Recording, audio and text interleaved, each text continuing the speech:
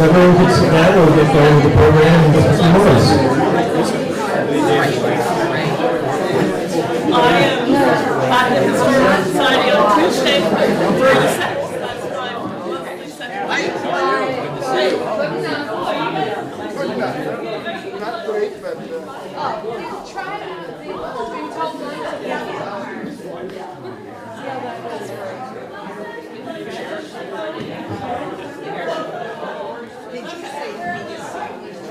So if you bring out something on the slide, there's that red button.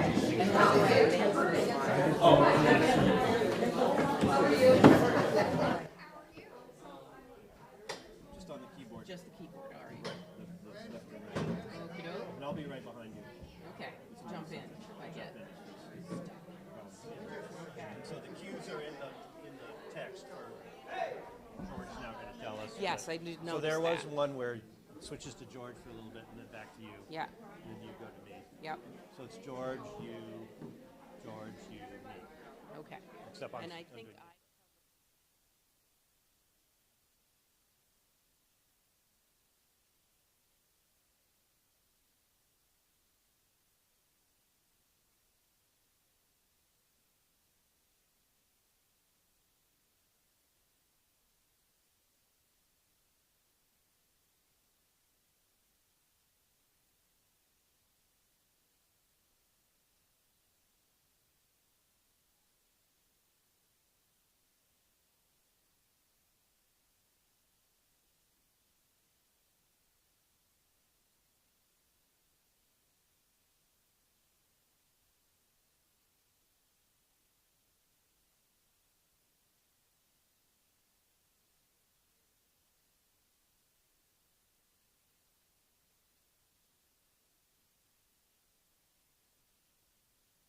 Okay, I think we're going to get started here pretty soon. I think we're going to turn off the lights here.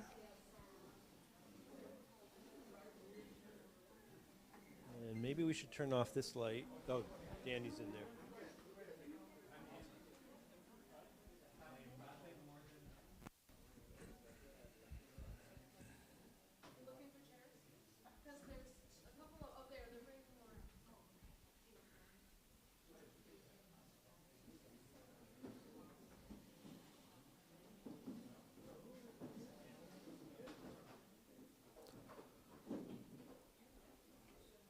Okay. Welcome, everyone. I'm Paul Carnahan, chairperson of the Montpelier, Vermont Historical Society, or the MVHS, as we like to call it. This afternoon's program is From Crossroads to Roundabout, a history of North Main Street. Three of us, George Edson, Jennifer Boyer, and I, have created a virtual walking tour of this short but fascinating section of Main Street, exploring the combination of commercial buildings, public buildings, churches, and residences that created one of the grand thoroughfares of Montpelier. Unfortunately, Jennifer has suffered a concussion this winter and is unable to read from computer screens for extended periods of time, so Catherine Guare, another member of the MVHS board, will be joining us to read some of Jennifer's slides. On the screen is what the street looked like looking south in the late 1880s, after electricity had come to Main Street. That's the edge of Bethany Church on the left, and we'll be talking about all these buildings on the right in just a moment. But first I want to step back a little further in time. This is what Montpelier looked like according to an illustration by Sarah Watrous, published on James Whitelaw's 1824 map of Vermont. If you entered the village in 1824 on your horse, you would cross the Winooski River over a covered bridge and proceed up Main Street, which at this time is crowded with mills and wood frame buildings. After you pass the intersection with State Street on your left, you would pass the red brick Congregational Church, which you can see on this illustration, looming larger than I think it was in life. Congregational Church just beyond the intersection on your right. And beyond that, on your left, would be the first tavern in Vermont, in Montpelier, the Union House. After that would be a series of residences until you reach the imposing Washington County Grammar School at the end of the street. And again, I think that's a little over exaggerated. I doubt the grammar school was that glorious. Fast forward to 1884, about the time of that first photograph that I showed you, and a lot has changed. Montpelier has survived the twin fires of 1875, which ravaged the section of downtown from the river to the intersection of State and Main. Main Street north of that intersection to the Roundabout, shown as a triangle here, has had significant growth with the erection of 3 new churches and substantial wood frame and brick houses.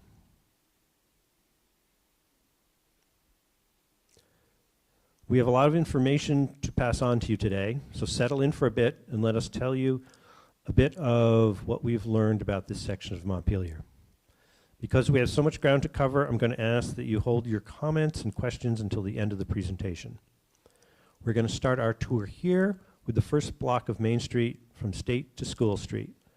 George Edson will start us off at the corner of Main and East State Street.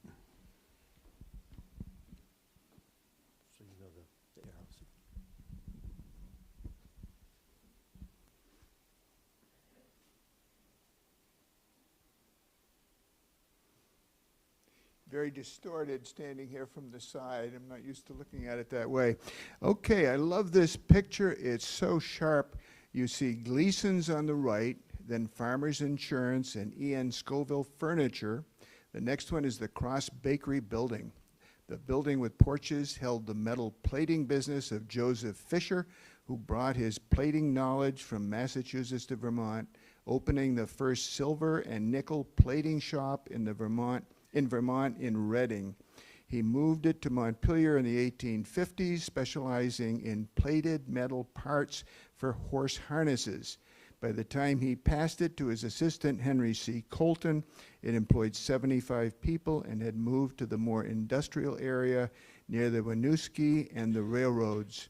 Right behind Fisher and Colton is the Bethany Church with the Unitarian across the street. Here's a view of the 1927 flood, and you can see the crowd up East State Street.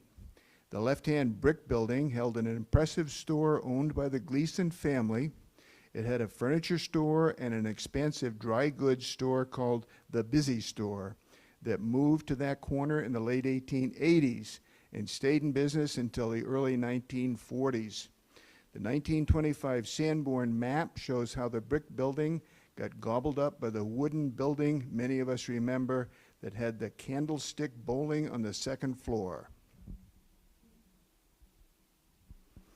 You could get a Morris chair, a couch, sewing supplies, and cloth, blankets, curtains, clothing, furs, aprons, towels, pillows, and much more. You could also get puffs. I remember my grandmother and mother using that word for down comforters. Here is Main Street from the corner of State Street at the bottom left to School Street and the Unitarian Church to get you oriented. Farmers Insurance, C.H. Cross, and J. Fisher show on the right side, squashed in below the Congregational Church, or Bethany Church as we know it. This fire insurance map was created prior to 1883 when the old arch building was removed and before East State Street was connected directly to Main Street. In 1866, the Congregational Church decided that their old brick church was in bad repair and they had to replace it. They took over the former Mason's Hall, now Cross Building, and built a new church on the corner lot, our current Bethany Church location. C.H. Cross and his son L. Bart, just back from the Civil War, bought the building above and made it into a bakery. The building was no doubt originally a single-family home at 101 Main Street. See the configuration of the building, the bay windows, the front doorway in the middle, the storefront and the additions down the alley. Cross was known to buy old barns and make his buildings larger by attaching them to the existing building. He also acquired some of the old Sloan Hospital buildings to add to his. Charles is seen with the white beard standing behind the behind of the horse.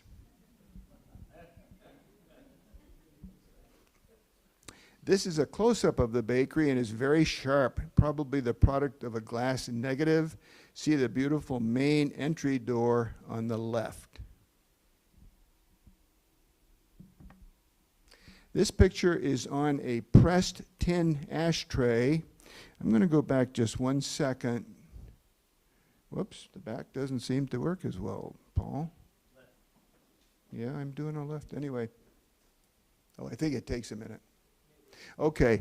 The interesting thing here is that this started as a very conventionally produced house. You see gable ends, you see a sloped roof, the bay windows, and the big doorway that we mentioned. And just think about that as you can picture. My arrows are not working promptly. There. Oh, gosh. Okay. There you go. There, the ashtray again, and they had added a third story, taken away the gable roof on the front. And this was the shape that the building was in when it was torn down to make way for City Center. So a number of you would remember this back in our time. And a newer version, the building was painted cream colored with the trim and the name of the cross crackers spread across the top. It has more modern windows, a storefront, and an extension on the third floor. It went back further. This is the vintage that many contemporary residents remember. The store was open side to side with the baked goods on the right and the candy on the left. Bethany Church is at the left edge of the photograph. Paul Carnahan says that although there are many old photos of the outside of buildings, there are very few of the insides. This is the mixing room of the bakery about 1950 with me standing guard. Aren't I cute? No, that's not in the program. The mixers would mix 1,000 pounds of dough at a time. Excuse me? This is a Sanborn insurance map created about 1925. A tiny detail here, even though the bay windows are long gone, the map still shows them on the front of the building at the end of the arrow. Number 1 is where I was standing in front of the mixer on the second floor. Number 2 is where the dough is formed, proofed, baked, cooked, and wrapped. It then goes down to number 3, where an overhead closed tunnel to the building on East State Street. This tractor trailer drives up East State Street into this alley, backs up to a door at number 4, where it's loaded through a side door. When loaded, it drives down this narrow alley and goes off to sales terminals in 3 New England states. All of this activity took place in the area now taken up by City Center. Catherine Guare will now take you across the street to James Langdon's development on the west side of the street.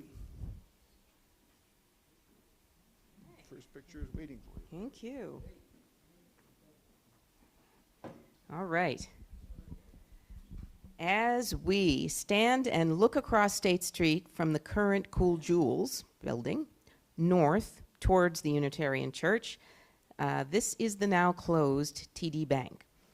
The Unitarian Church is north on Main Street at the lower right of the picture. This building was part of the dream of prominent businessman James R. Langdon, who acquired much of the real estate in this area with an idea to create a new commercial street, Langdon Street. He'd run his family's flour business and then rose to be the president of the Montpelier Savings Bank and Trust Company, which would get this flashy new location. Langdon was the first Montpelier millionaire, and he was thinking big. He was not a young man when he envisioned the development, but he got most of it done. He lived a long life, passing away when he was 82 in 1895, before it was all finished. Let's back up to see how he could sandwich in a new building and a street and a bridge into the existing landscape. We're in 1890 at the current city center looking across the street toward the future Langdon Street. The left building, built before 1858, will be demolished and replaced by the building shown on the previous slide. The wood frame building on the right, a grocery store, will be moved out of the way and across the north branch. It had been built before 1853. Here is the same setting again. The map shows the 1884 location of the wood frame building, which was moved across the north branch to the corner of Elm next to the new Langdon Bridge. In the 1970s and beyond, it was Huntsman's, among many other businesses. It's our current Bent Nails Bistro. And we don't know if they moved the building across the north branch on cribbing or dragged it down Main Street, State Street, and Elm Street to get it to its current location. George will pick the story back up on Main Street.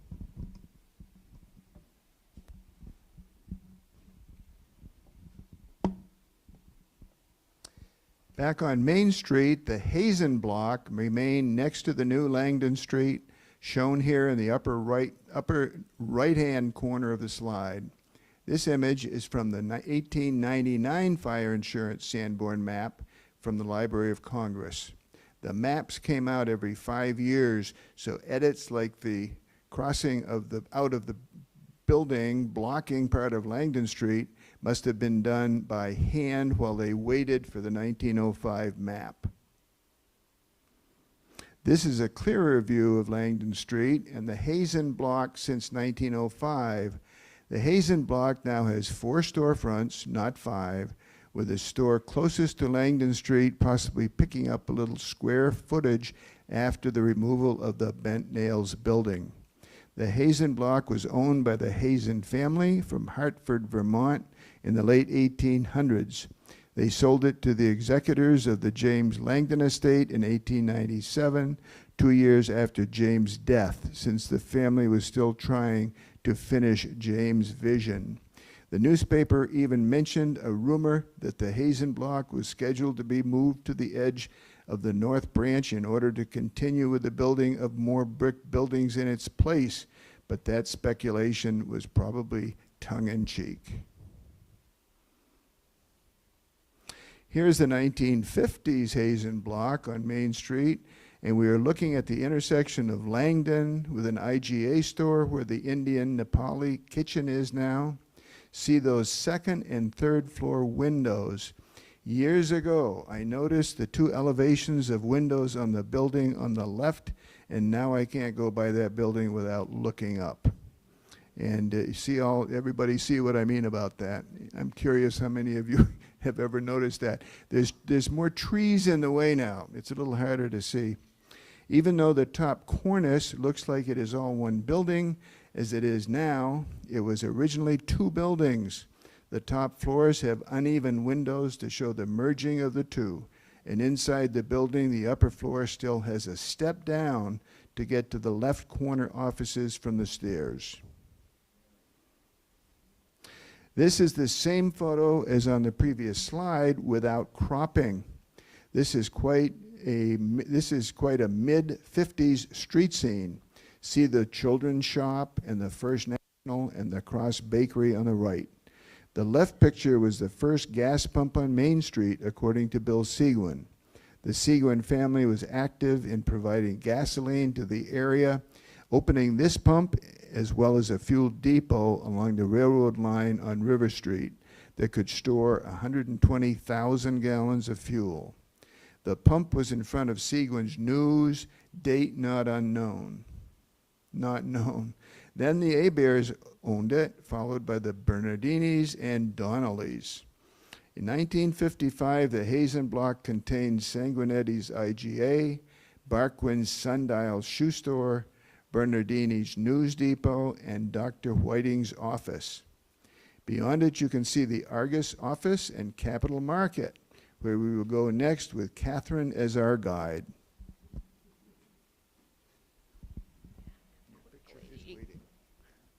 Okay. This modest little 2-story building, well cared for by its owner's shippy eye care, hides quite a history. To its left is the Hazen block we just talked about. Let's take a few steps back in time from this current picture. And here is the 1800s, the Argus and Patriot building in its glory.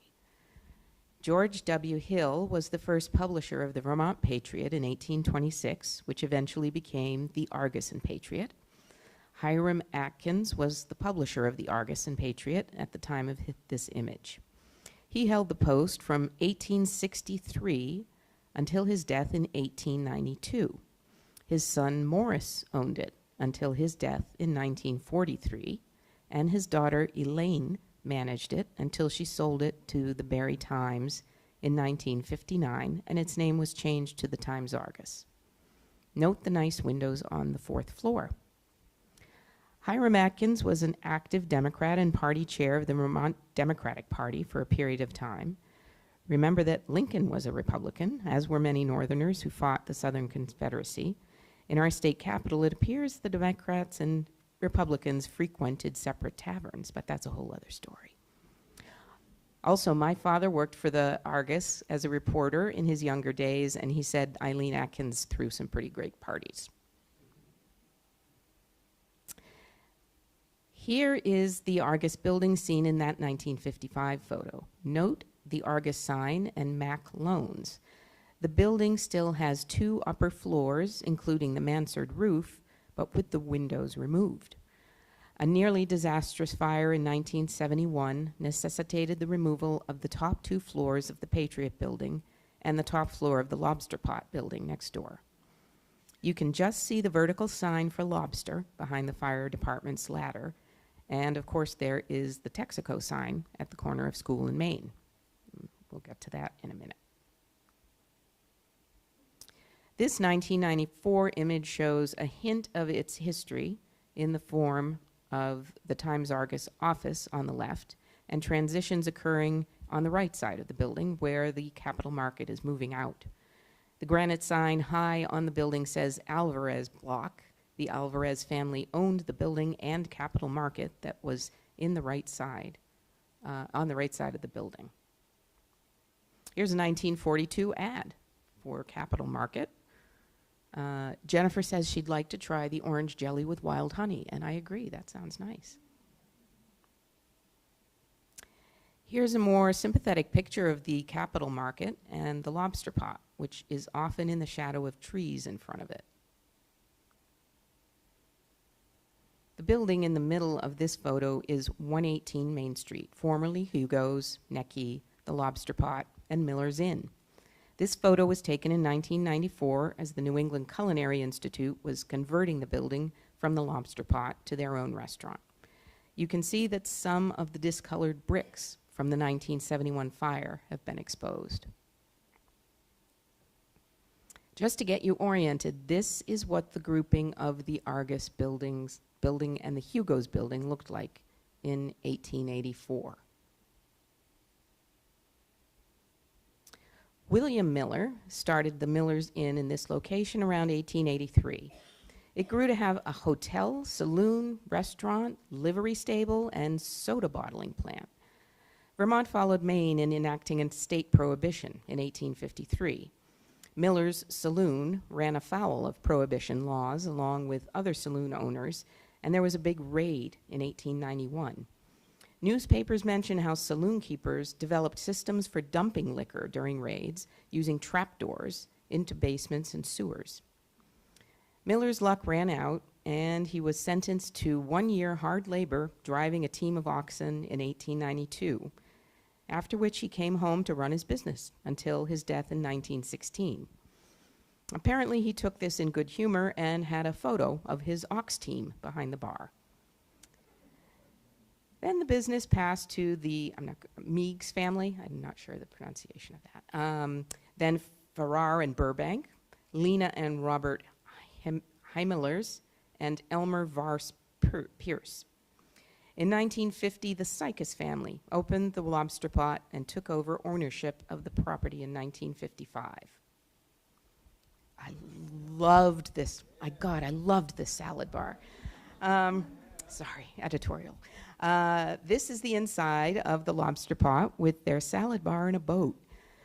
Brown Brothers Seafoods of Boothbay Harbor, Maine, reported to owner Bill Sykes that his restaurant had bought 19,880 lobsters, over 2 tons, in a 12-month period.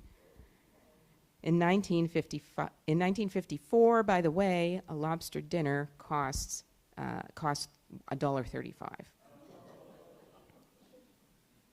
And they always used to have the bread ready to go on the bottom there, so you could just like get the, I loved it. Anyway, moving next door to 124, 128 Main Street, we have the Seguin Building, which is the current site of Yankee Wine and Spirits, the state liquor store. Many stores came and went in Montpelier, and several cycled through this space. This photo was taken when it was Frank M. Corey's Market in the same location in the 1890s. Note the cornucopia of fruit and the sign for oysters, which were very popular in Vermont in the late 19th century. Corey had several businesses in the city and held various offices, including mayor. My guess is this was the location of Loomis Palmer's grocery in the 1850s as well. We will meet him a little later. Frank Corey died in 1941, and the building was sold to E.T. Seguin, who renovated it and opened a Firestone store. The current portico is a later addition. The store was connected to the service station next door, also owned by Mr. Seguin.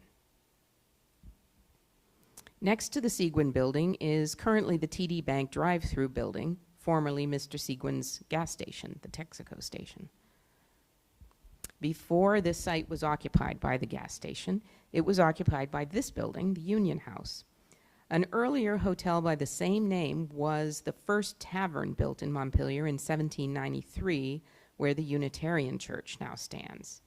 It burned in 1834 and was rebuilt in this location on the opposite side of School Street in 1859. It burned again in March 1st, 1930, making room for the gas station. George W. Hill was the first publisher of the Vermont Patriot in 1826, which eventually became the Argus and Patriot, and in the 1870s he relayed the following story about finishing dinner at the Union House. Main Street at that time was hardly passable for teams in the spring of the year on account of clay pits and mud. One day, when coming out of Cottrell's Union House from dinner, I observed a crowd of people on the street. Going down a few rods below the corner, I found them trying to extricate a horse that was mired almost to its back in a clay pit. The animal was finally lifted out, nearly exhausted, by main force with the aid of rails, ropes, and straps. Since then, the streets have been raised from 2 to 6 feet with stone and gravel taken from Keith's Hill, the ledge, and the streams. Such are my recollections of Montpelier half a century ago.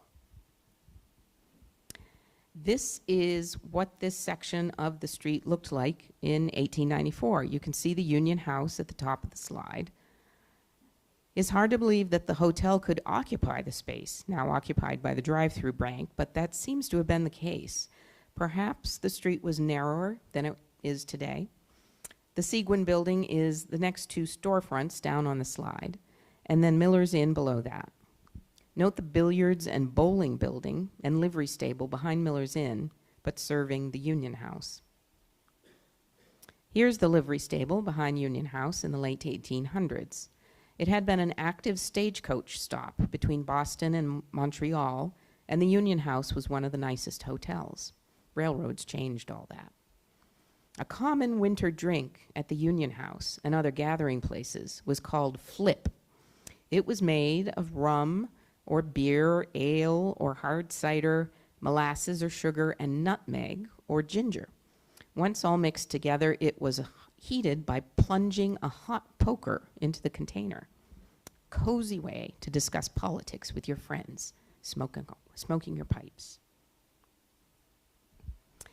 A year after the hotel fire in November 1931, Ed Seguin moved the gasoline pump that you saw earlier down from the front of the Hazen block and opened a service station at the corner of Main and School Streets. In 1945, George Salt, who had driven an oil delivery truck for Ed Sequin and lived at 248 Berlin Street, took over operation of the service station. He died in December 1964 at the age of 52.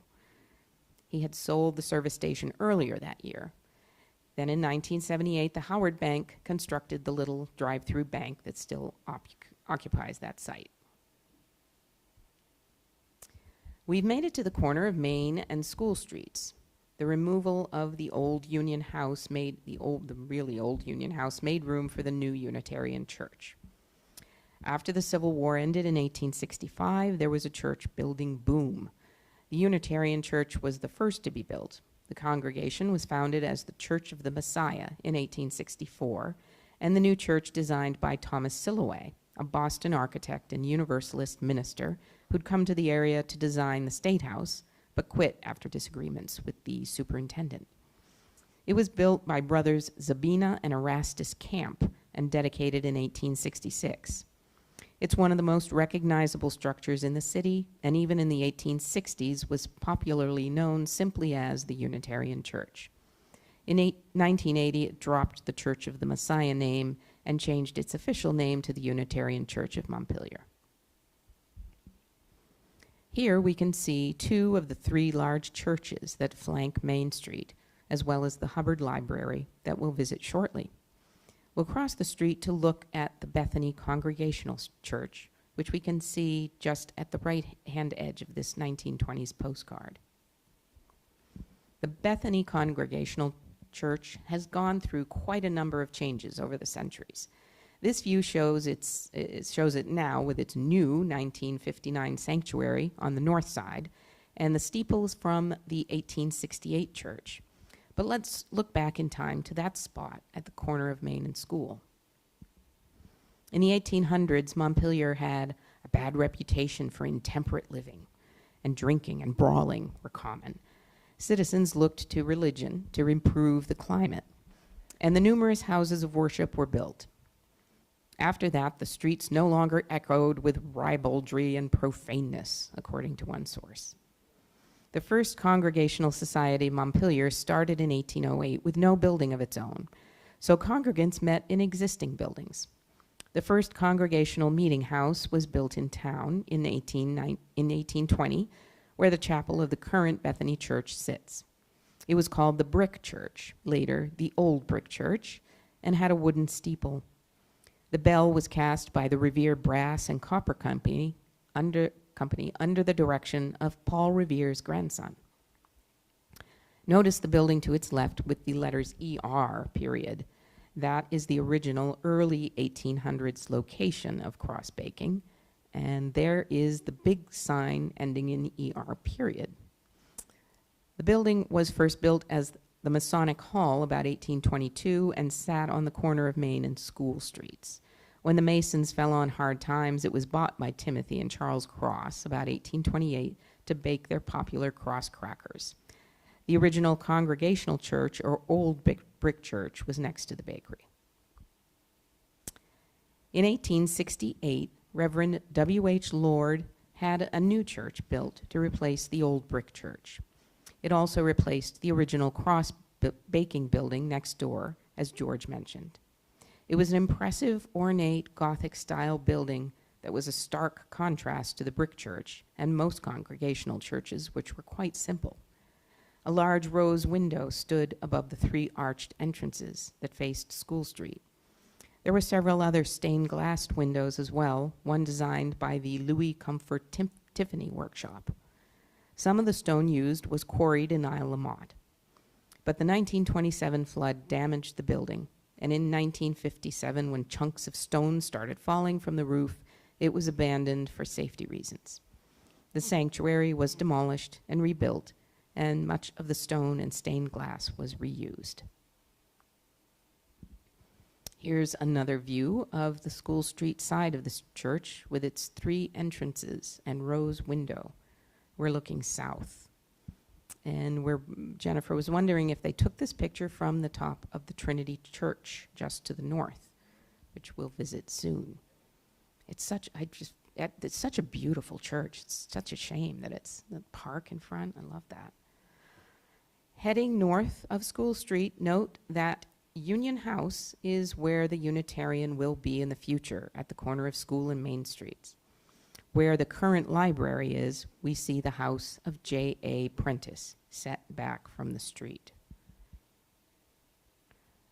Is this still me? Okay. Let's start this part of the story with how space was made for the Kellogg Hubbard Library at the corner of Main and School Streets in the late 1800s. Here is the Prentice House with its paths, fence, and wooded grounds in front of the house and along Main Street.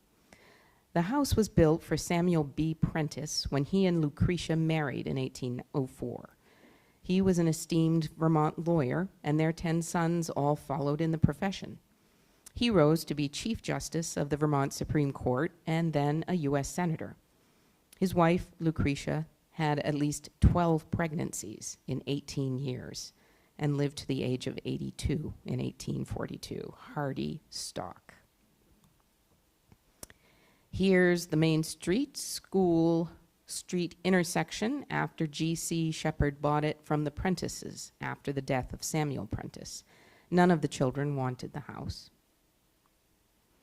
When the property was sold as a place to build the library in the 1890s, they needed to do something with the existing building.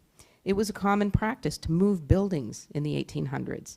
So they picked it up onto rollers and pulled it with horses down School Street to what is now number 28, turning it 90 degrees along the way so the front door faced its new street.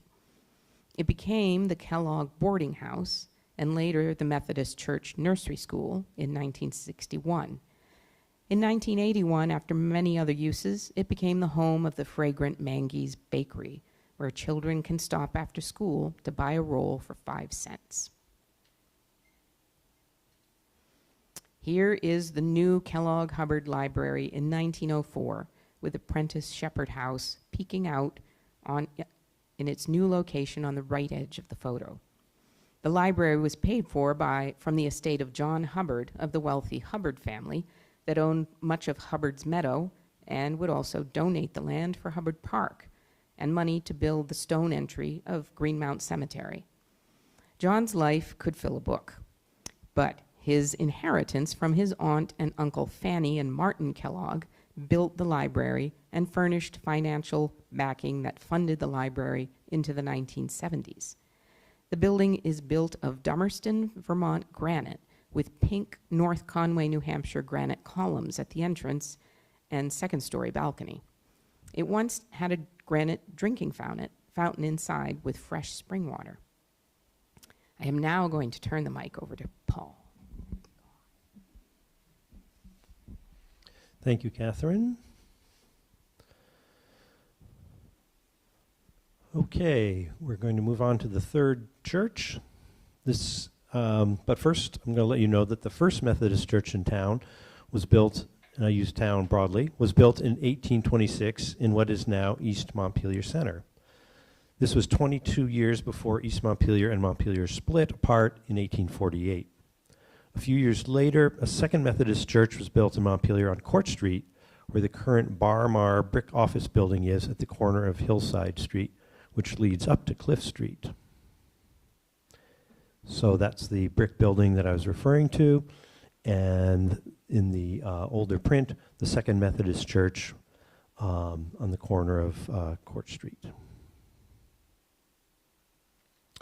But moving back to Main Street, the Third Methodist Church, which was completed in 1874, was the last of the large Protestant churches to be built in the downtown core, and it was a big one. The Trinity Methodist Church could seat 700 worshipers in its sanctuary, enough room to accommodate the area's Methodists and the students of the new Methodist Seminary at the top of the hill. The students came down for morning and evening services on Sundays. It took 6 years to complete this church because there were challenges raising the necessary funds when ministers kept changing, which was the Methodist way. When completed, the rear basement entrance was wide enough for a team of horses to drive through so that firewood could be unloaded next to the 3 furnaces that heated the auditorium on the first floor, the sanctuary above, and the vestry. Big church. Although you might not notice it from the street, 139 Main Street is a circa 1852 frame house. To talk about this property, we need to back up to the late 1700s when Vermont was first being settled. Connecticut natives Captain Lemuel Brooks and his new bride, Rhoda Barber Brooks, were among the first Montpelier settlers along the current Cummings Road in East Montpelier, or what we now call East Montpelier. Lemuel was among the first 17 freeholders to organize Montpelier. Rhoda related to historian D.P. Thompson how downtown Montpelier was mostly log houses with only 2 frame houses built when they arrived.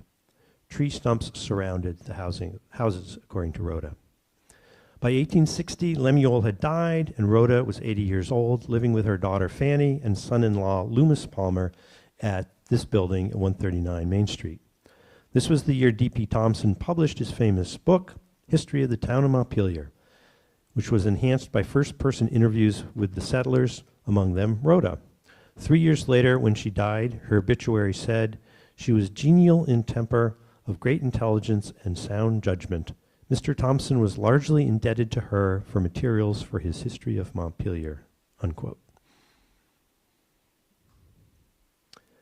Okay, let's cross the street again and work our way down the west side of the street. With the previous building, we had left the commercial and cultural portion of the street and had entered the residential section of the street.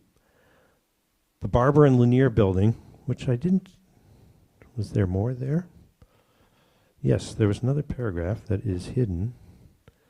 So I told you about, Well, suffice it to say, I don't know how I advanced through the larger notes. I have notes here on my screen, and I can't see the cursor anyway. Oh well, it was the Barber and Lanier funeral home, and they're the ones that put the front on it. Later merged with Guare funeral home around the corner, and now it's the building is vacant. So now, yes, we'll cross the street. And as I was saying, the Barber and Lanier building is interesting because it was a residential building that had been physically converted to a commercial venture with the addition of the front. Now we're entering a section of the street filled with beautiful old residences that have been converted to commercial use but retain their residential appearances.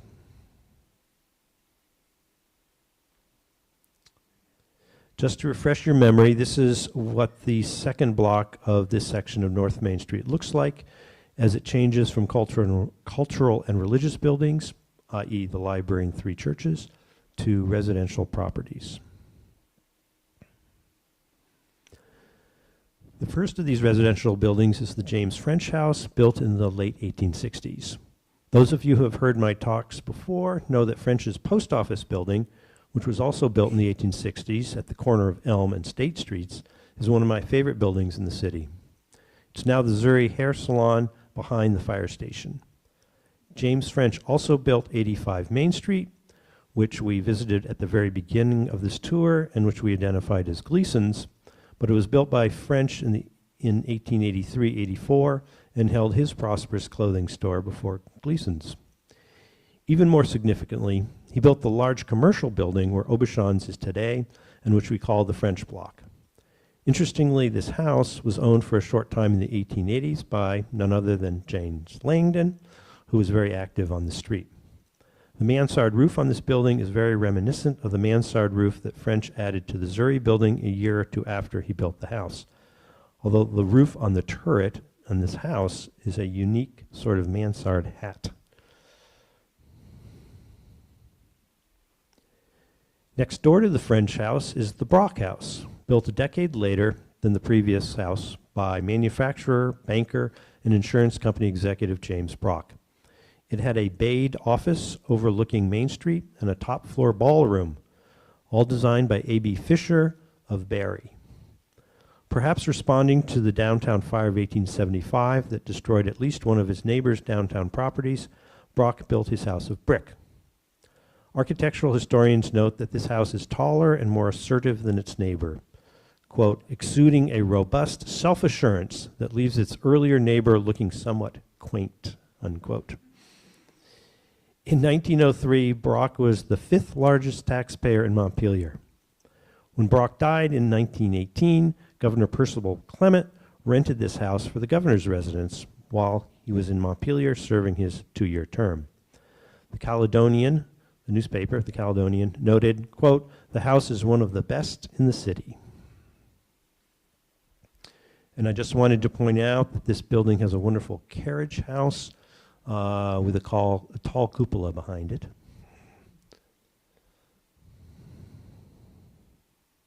This is the James Spalding House, built sometime before 1850 in the Greek Revival style.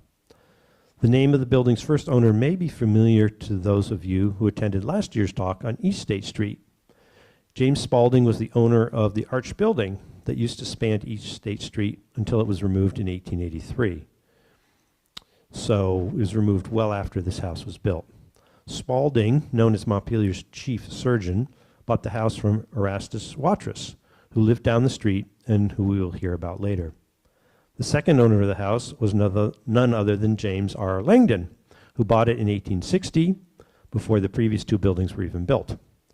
The fourth owner of the house was Carroll Pitkin, vice president and treasurer of Lane Manufacturing Company, which the Montpelier Historical Society did an exhibit on a few years ago, who then sold it in 1910 to Marshall Wood, who was also with the Lane Company. So we have sort of a through line here. Wood made significant changes to the structure, including removing a second-floor porch that was within the temple front, adding a recessed porch in the pediment, and building the octagonal 2-story brick solarium on the south side of the house. When the very useful Second Walk Around Montpelier booklet was published in 1976, this house was said to be the last single-family house on Main Street, but it no longer is. It formerly housed the law offices of Patterson and Walk, but now stands empty, severely damaged by the 2023 flood. This house, like its neighbor, has an impressive carriage house. This was built by Spalding's third owner, Charles W. Bailey, in 1875. You can see the date above the 2-story windows, the 2 second-story windows. Bailey operated Bailey Brothers firm, which sold horses, cattle, and sheep in the Boston markets. He died in 1876, just 1 year after this carriage house was built, unfortunately at age 45, in which the Second Walk Around Montpelier describes as, quote, "an unfortunate accident on a freight car and was greatly mourned by Montpelier's citizenry." So unfortunate end, but he built a wonderful carriage house back there. In the middle of the photo is 144 Main Street, a wonderful Gothic Revival house probably built around 1850. It was built on the site of Erastus Watrous's family's original home. The Watrous family's first house is long gone. It was where that house was, but the area of 144 and 146 was theirs in the early 1800s. Erastus Watrous came to Montpelier in 1799, so very early, to pursue his hattercraft. Men's hats were made from felted wool. He had 3 wives. His first wife, Sophia, died at age 27 in the 1802 dysentery epidemic that killed numerous Montpelier people. His second wife, Nancy, then died at age 29 in 1816 after they had 1 son. His third wife, Sarah, had 2 children and an interesting 46-year-long life. She was the one who created this image and several variations that are the earliest surviving views of Montpelier. In 1825, when the French General Marquis de Lafayette stopped in Montpelier on his multi-state farewell tour, she, that is Sarah Watrous, was invited to give a welcome address at the old brick church, which we've seen, on behalf of the ladies of Montpelier.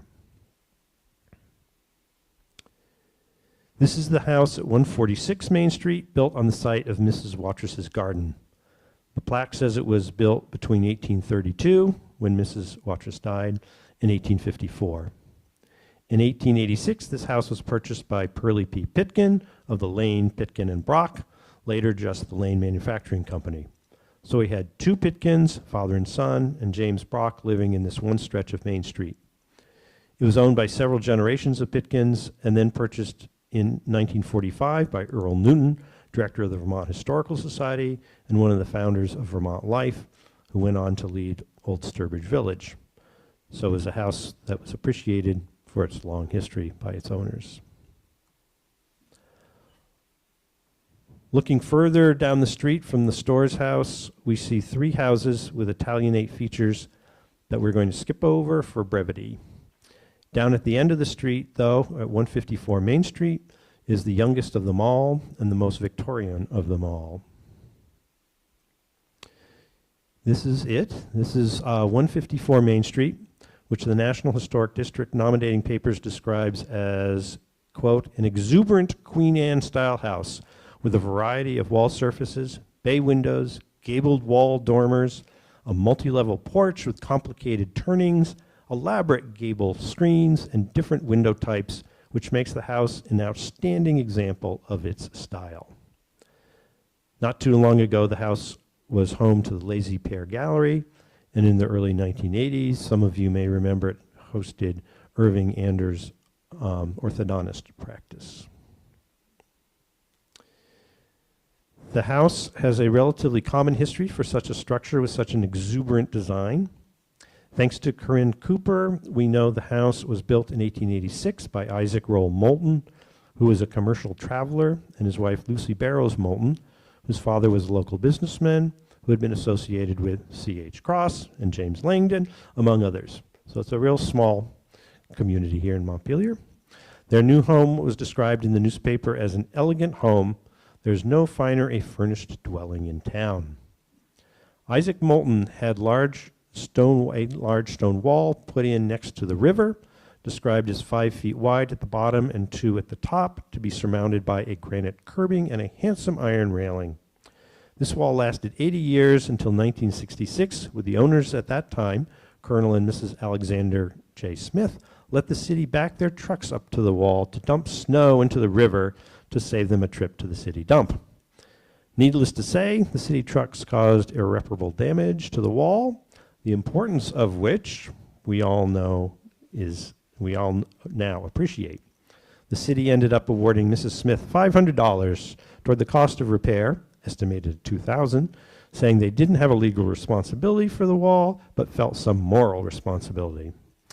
And if anyone wants to know more about the residents of this house, Corinne has a binder containing some of her research at a table at the back of the room. Okay, we're now going to cross back across the street to the east side for the final 6 buildings in our tour, starting with the red brick building next to the 2 Inn at Montpelier buildings. This is 143. Although I noted that the James Spalding house at 140 Main Street, across the street, was thought to be the last single-family house on this section of Main Street in 1976, 143, in fact, has that distinction. It was a single-family home in 1976, and I believe is a single-family home with an apartment today. The city records say it was built in 1820, and the National Register papers say it was built circa 1810. Either date makes it older than any of the other buildings we've talked about so far today.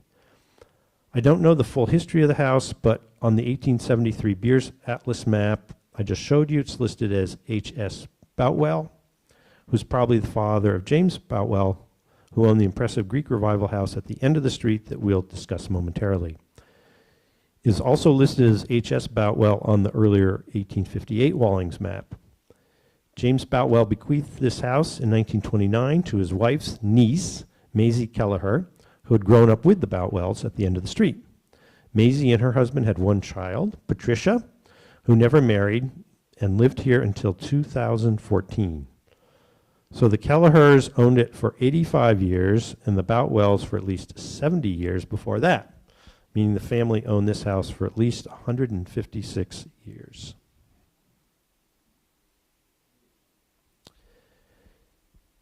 Chester W. Houghton built the white Federal-style house located at 140 Main Street, probably around 1807, 1808, 20 years after Montpelier's first settlers had arrived.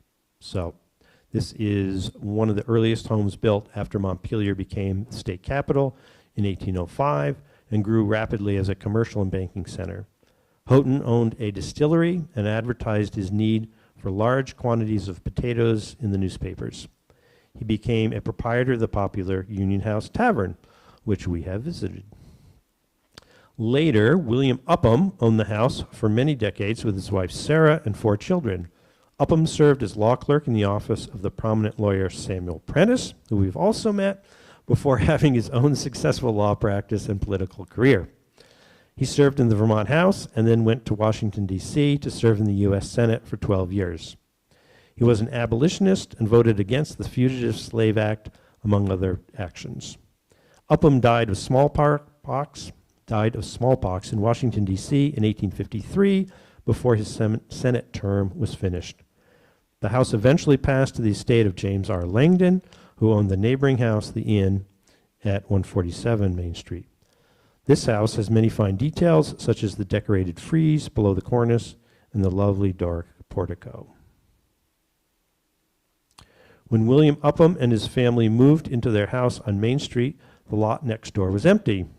6 years later, however, in 1828, Dr. Edward Lamb bought the property and built the brick house that is the central building of the Inn at Montpelier and Penzo's Pizza. Built in the Federal style, Lamb's house also has some distinctive Greek Revival elements. For nearly a century, from 1846 until 1924, the brick house on Main Street remained in the Langdon family. It was expanded and there was a large barn behind. In the 1900s, after he bought the Langdon house, Alton G. Baird developed some of the first apartment houses in the city, in the barn behind the Langdon house and in the brick Baird apartments in 1930. And I've also recently learned that Alton Baird was also responsible for constructing the model of the State House that was used for the opening of the Lake Champlain Bridge and is now on display up at Morse Farm. Okay, 149 Main Street. We know this building as the Gary Residence, or before that as the Gary Home, named for Dr. Clara Emmerich Gary, whose bequest helped establish the current vision of the elderly housing facility. Gary and her younger brother Frank grew up on a farm off of what was known as the Worcester Road, now Route 12 in Montpelier. The 2 siblings had aspirations of greater things than farm life and moved to Boston in their 20s, where Clara became a doctor, graduating from Boston University in 1885, and her brother became a lawyer. Clara Gary is thought to be the first, quote, daughter of Vermont to enter the medical profession, unquote, as her 1927 honorary degree citation from UVM stated, even though she did not practice medicine in Vermont. Both siblings developed successful careers in Boston, but did not forget their hometown. Frank Gary, through his widow, endowed the Gary Library at Vermont College, and Clara left approximately $140,000 to the O.M. Fisher Home, Inc., to endow the Gary Home for the Aged. The early history of the Gary Home actually predates Clara Gary. This is the Montpelier Home for the Aged, which was on the same site. The whole concept of a home for aged women was built on the impressive savings of a seamstress and domestic servant for the Sabin family named Mary Ann Gamble. The home for the aged was organized in 1915, but the organization didn't actually have a building until Mr. and Mrs. Lucius Taft donated this building, his father's house, at 149 Main Street, to the organization. They made the donation in 1925. The creation of another organization, known as the O.M. Fisher Home, Inc., allowed the building to open as the Montpelier Home for the Aged in 1926, with Mary Ann Gamble as its first resident. So the names of this place get a little complicated. When I first saw a picture of the Montpelier Home for the Aged on the left and compared it to the Gary Home built in 1941 on the right, I thought the latter must be an expansion of the former. 2 buildings on this site were very similar. The newer home is 1 bay wider, but the similarities are striking in the arrangement of the windows, central front entrance, number of floors, and the cornice line all seem all preserved. But in fact, they are different buildings. A newspaper at the time reported, quote, The location for the home was made available by the trustees of the Montpelier Home for the Aged and Mrs. L.D. Taft, who consented to the raising of the former building and the allowing of certain rights to land at the rear of the building, unquote. The cornerstone for the new building was laid on July 7th, 1940, and the formal opening was January 15th, 1941, which means that they built this very large building in just 6 months, which I think is particularly remarkable. The neighboring property is the Pioneer Apartments, a HUD-financed elderly housing project built in 1972. It was named the Pioneer Apartments because it was the first public housing project in the city. In other words, a pioneer in the challenge to provide affordable housing in the capital city. This is the French Second Empire-style house that stood on this site until it was demolished in 1972 to make way for the Pioneer Apartments. It was the home of Lucius D. and Mary Ellis Taft. Mr. Taft was a partner in the E.W. Bailey grist mill at the other end of Main Street. Both Mr. and Mrs. Taft were involved in a variety of philanthropies in Montpelier, including financing the college education of local youth, distributing 150 food baskets at Christmas time, and as we have heard, donating the family homestead at 149 Main Street, next door, to the Montpelier Home for the Aged in 1925. I show these clippings just to underscore the point that it was a very big deal when the Pioneer Apartments were built.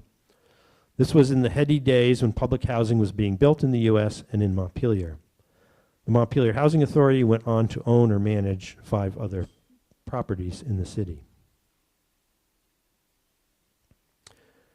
2 of the big supporters of the Montpelier Home for the Aged, a.k.a. O.M. Fisher Home, a.k.a. Gary Home, were Mr. and Mrs. James M. Boutwell. This is their house, which stood at the foot of Main Street, where the Roundabout is today, within the site of the Homes for the Aged that they supported.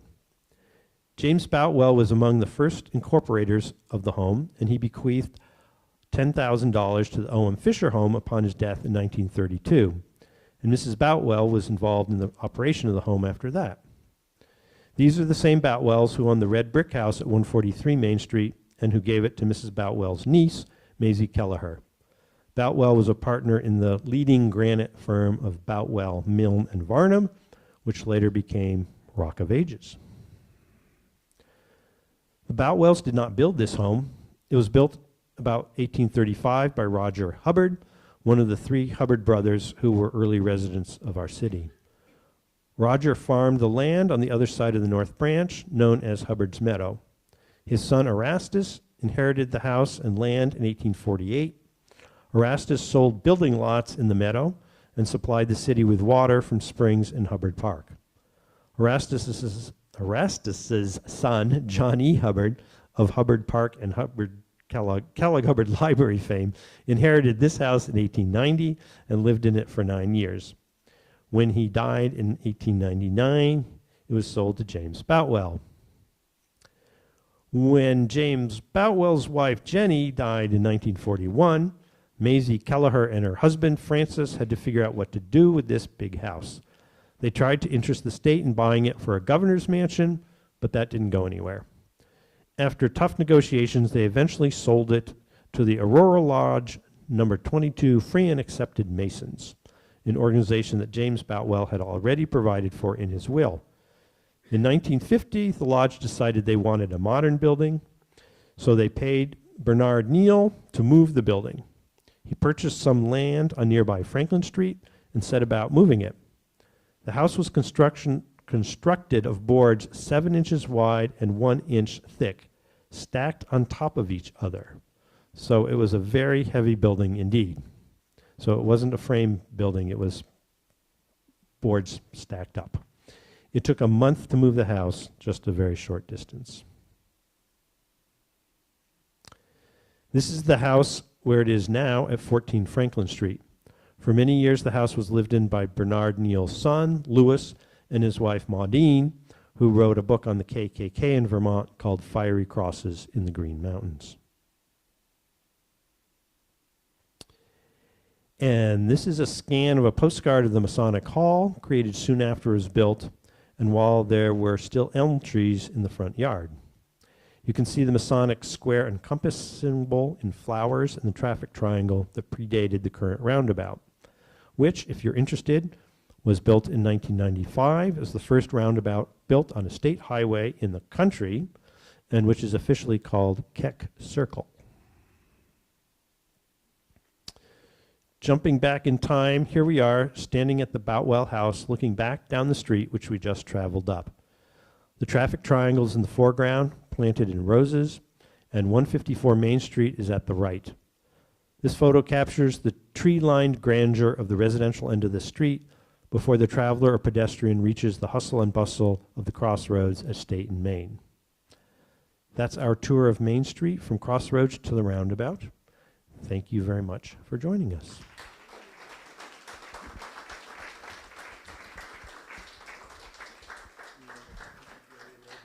Yes, I did meant to thank the Gary residents for helping sponsor this this talk. Before we go on and take your questions, we do have a quick presentation to make. If Jennifer Boyer wants to come up here.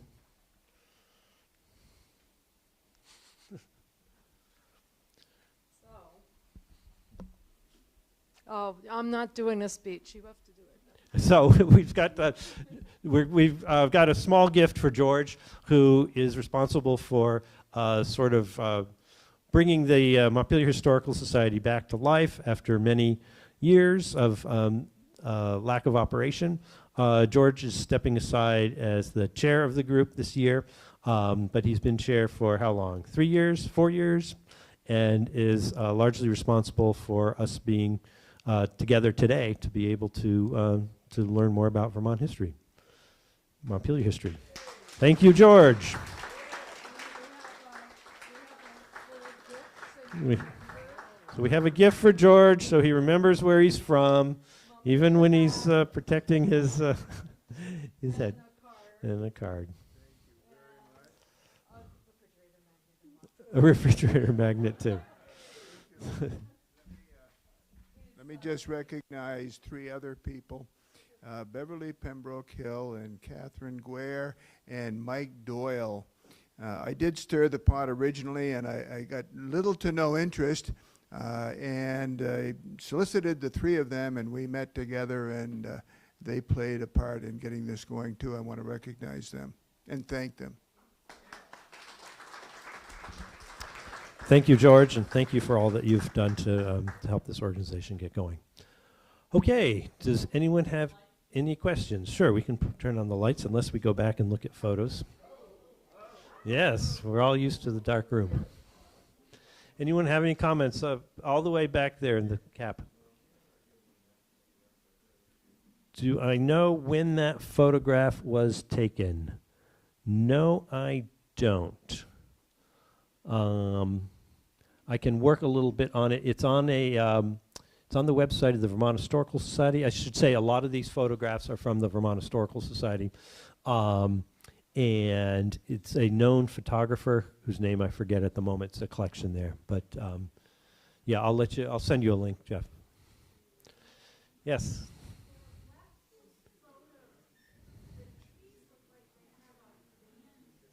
Right. Okay, so the question is that the last few photos, the elm trees have a black band around the trunks. I know that it's for protection against elm disease. It did not work. Maybe some people here know more about the process, but it was an attempt to protect the elms.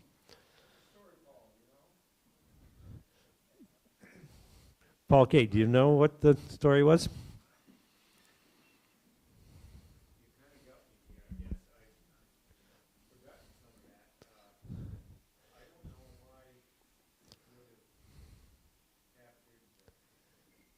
Was it to capture insects? Yeah, yeah. Yeah.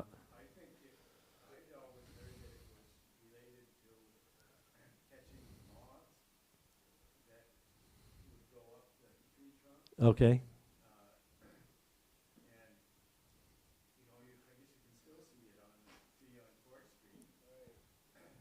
Huh, you can still see it on the street on Court, tree on Court Street.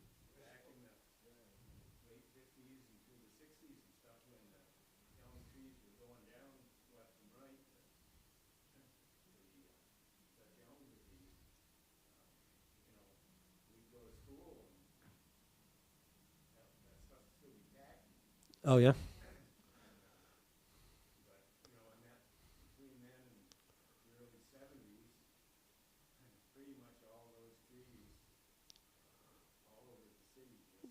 Right.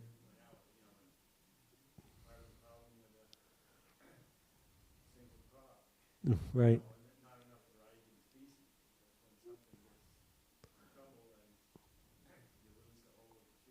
You're right, right. And it really changed the appearance of Montpelier and towns across New England, frankly, and across the country, yeah. Yeah, eastern half of the country, yeah.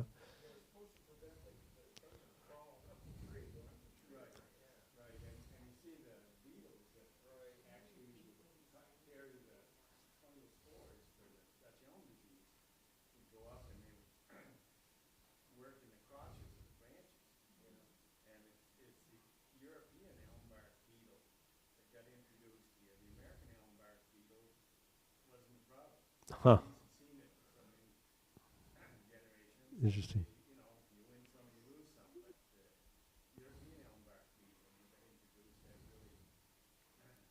Really devastated the elm trees. So the the bands weren't going to help that, right? More the moths, right? That were laying their eggs. Yeah, great. Okay, yes, in the black shirt, yeah. Yeah.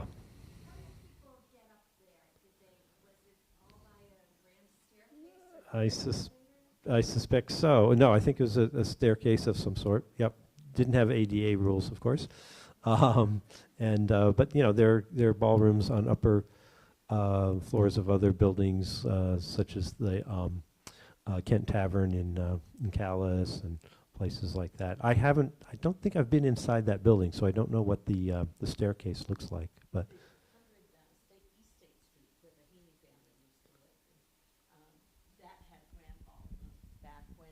When the Bertrand family owned it, there was a fire, and I think there was another one when the Heaney family owned the family. One of the kids started to fire up in the ballroom. so Bev is saying that the house at 100 East State Street had a ballroom on the second floor. That's the brick building that the Heaney family owned at one point, but it was also linked back around to the granite industry because it was built by the Jones family. That's another Barry granite family.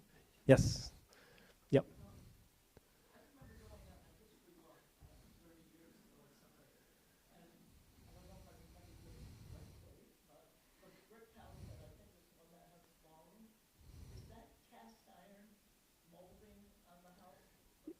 It might be. Yeah. Yeah. I think you're right about that.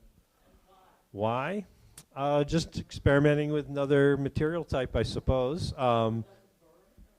Right, it wouldn't burn, but it's also possible to mass produce it. So it might ultimately be quicker to create that sort of repeated pattern rather than having craftsmen do it. So part of industrialization, perhaps.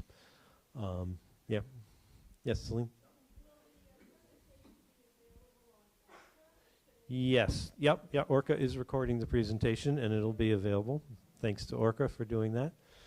Danny? Blanchard Block, yeah, well, that was an actual full-blown auditorium. Yeah, yeah, it was an opera house, similar to there's an opera house in Barrie, as you well know. So right, yeah, getting up to it was a problem too, yes. And so there were that staircase is still extant, and one can see the wide stairs. That's why there's such wide stairs in that building. But there were opera houses around Vermont. That's a whole another topic for another presentation.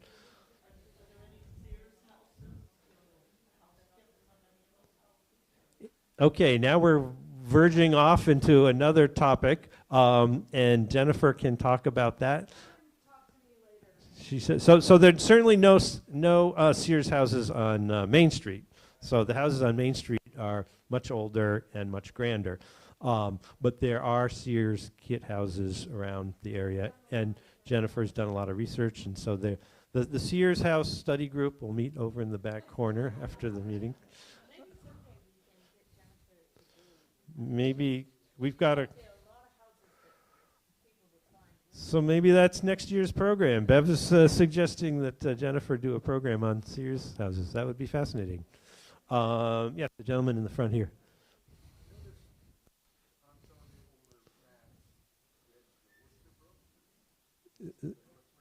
Is that what it was labeled? Boy, I don't know. Sometimes I still hear it called the Worcester Branch. Yeah, but you saw it as the Worcester Brook. Yep, different. Yes.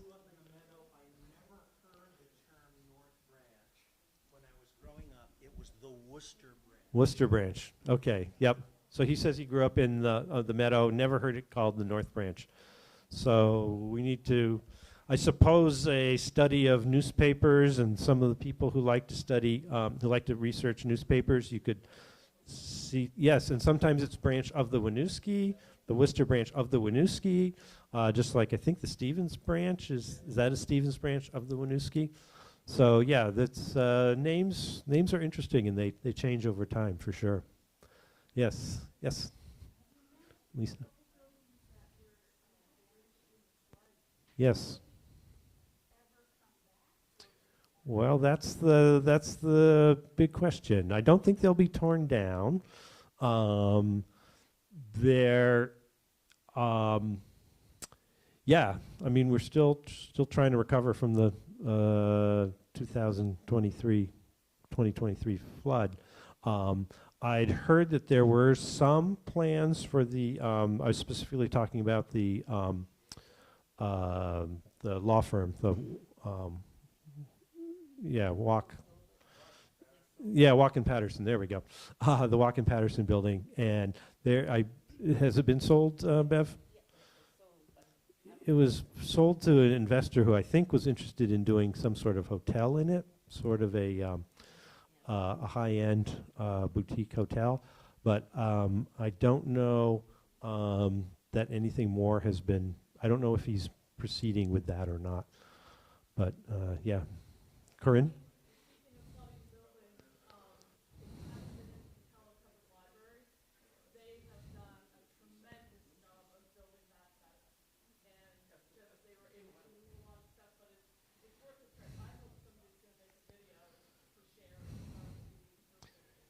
Yeah, so sometimes we focus on our problems and the things that haven't gone so well. But Corinne's pointing out that Kellogg Hubbard Library has done a fantastic job to recover from the flood and change things around so that they can keep functioning. But it was sort of interesting that it was actually Jennifer's slide talked about the Bethany Church that suffered so much in the 27 flood, and of course it was hit hard in 2023 also. So.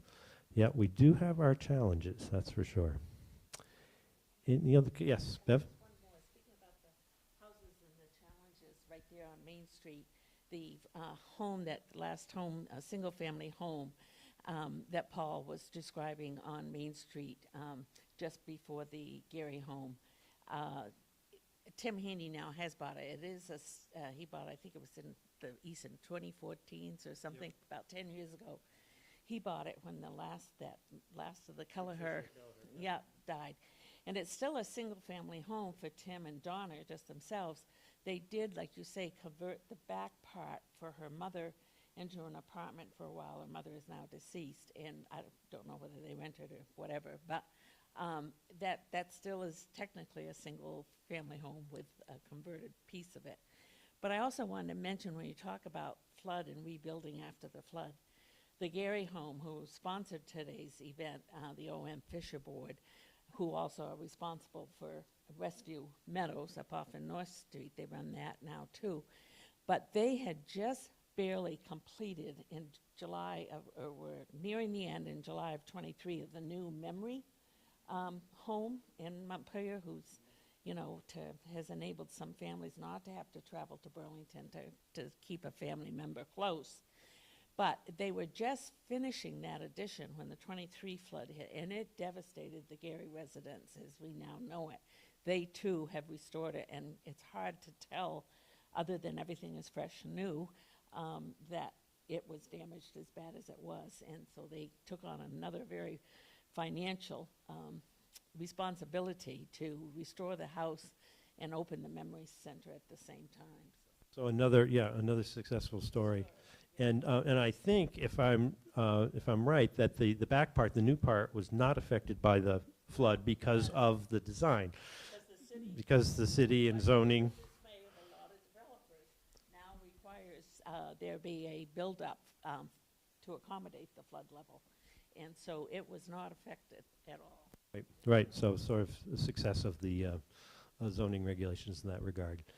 And any other questions, or have we've run the course? Okay, great.